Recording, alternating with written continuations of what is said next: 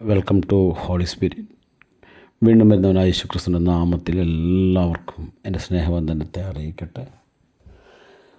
ഇന്നത്തെ ചിന്തക്കായിട്ട് യോഹന്നാൻ്റെ സുവിശേഷം 1-ാം അധ്യായം അതിൻ്റെ 12-ാം തിരുവചനവാക്യം.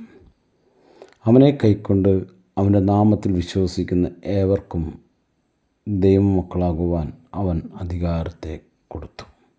വളരെ അനുഗ്രഹിക്കപ്പെട്ട ഒരു തിരുവചനവാക്യമാണ് യോഹന്നാൻ്റെ സുവിശേഷത്തിൽ നിന്നും 1-ാം അധ്യായം അതിന് 12-ാം വാക്യത്തിൽ വളരെ വ്യക്തമായി അപ്പോസ്തലനായ യോഹന്നാൻ, സ്നേഹത്തെക്കുറിച്ച് എഴുതിയ യോഹന്നാൻ പറയുന്നു, നിങ്ങൾ അവൻ്റെ നാമത്തെ കൈക്കൊണ്ടുവെങ്കിൽ, അവൻ്റെ നാമത്തിൽ നിങ്ങൾ വിശ്വസിക്കുന്നുവെങ്കിൽ, വിശ്വസിച്ചിട്ട് നിങ്ങൾ യേശുവിനെ സ്വീകരിച്ചുവെങ്കിൽ നിങ്ങൾ ദൈവമക്കൾ ആകുന്നു.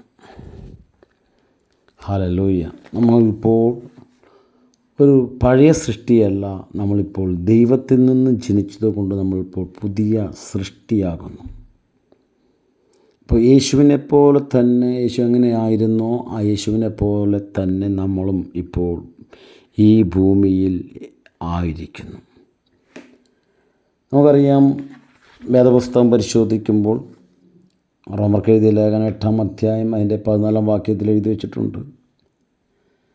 ഗലേഷ്യൻ അപ്പോസ്തലനായ പൗലോസ് ശ്ലീഹ എഴുതിയ ലേഖനം 4-ാം അധ്യായം അതിൻ്റെ 6-7 വാക്യത്തിൽ വളരെ വ്യക്തമായി പൗലോസ് എഴുതി വച്ചിരിക്കുന്നു.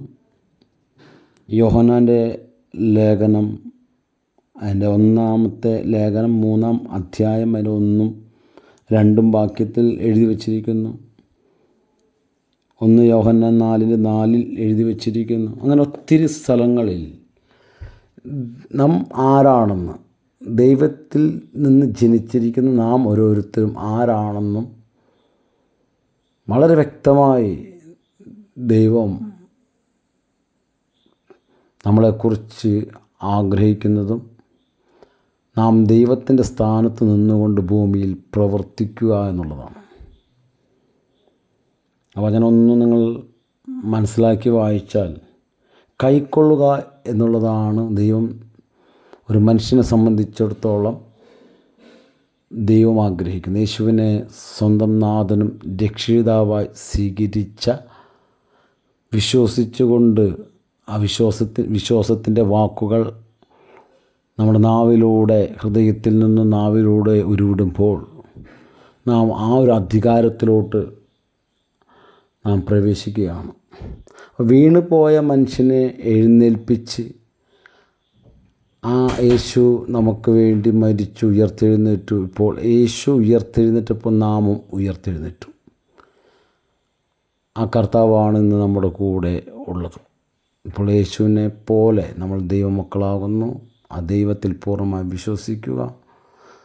നമ്മുടെ ജീവിതം ഏത് പ്രതിസന്ധികളിലും ഉറക്കെ വിളിച്ചു പറയുക, ഞാനിപ്പോൾ യേശുവിൻ്റെ സ്ഥാനത്തായിരിക്കുന്നു, ഞാനിപ്പോൾ ദൈവത്തിൽ നിന്ന് ജനിച്ചതുകൊണ്ട് ദൈവത്തിൻ്റെ കുഞ്ഞാകുന്നു.